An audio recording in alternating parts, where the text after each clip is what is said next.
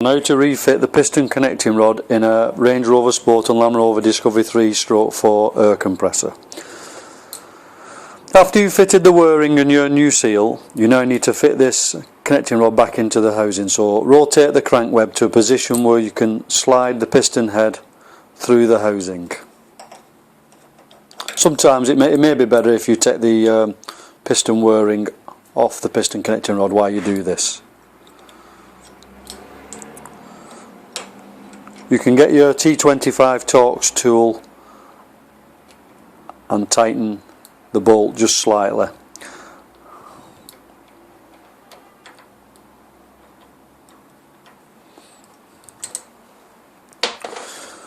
You now get your pre-assembly fixture, place it under the piston head and then rotate the crank until the piston and pre-assembly tool locates in the compressor housing.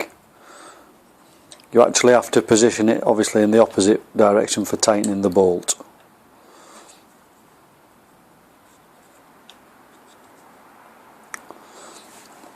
It is a good idea to put a slight drop of Loctite on the crank bolt, just as an added security. So now you can tighten up the crank bolt.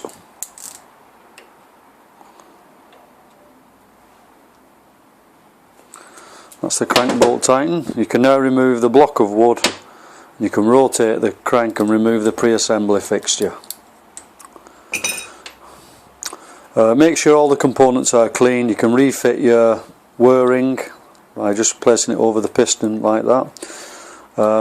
And next step is to fit your piston.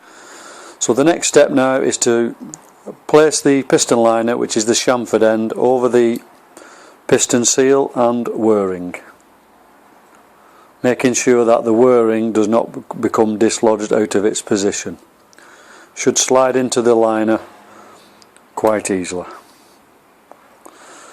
Just locate the piston liner back down onto the piston and you can rotate the piston to see whether everything has been installed successfully. The next step is to get the actual shim plate, which sometimes remains in the cylinder head or sometimes it's on the piston liner. You have to reposition that back into the cylinder head, which is like so.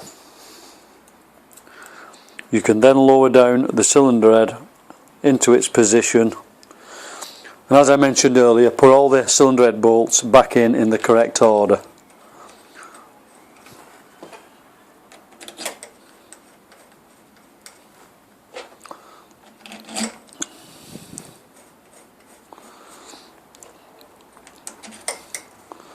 These particular cylinder head bolts are slightly larger than the ones that you'll have on your compressor, as this is a demonstration compressor. You can now tighten the cylinder head bolts evenly .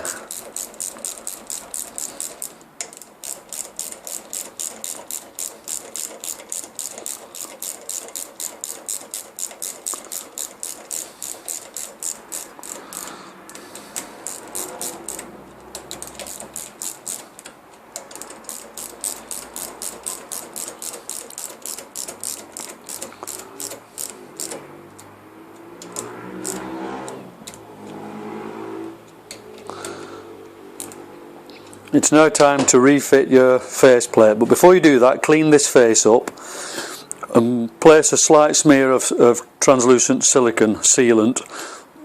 Don't put too much silicone sealant on, else it would squelch inside and sometimes it can become entangled with the piston and whirring. So once you've cleaned this face up, remove any old residue of silicone sealant off the faceplate, place a smear around the circumference and then refit the faceplate with the Phillips screws.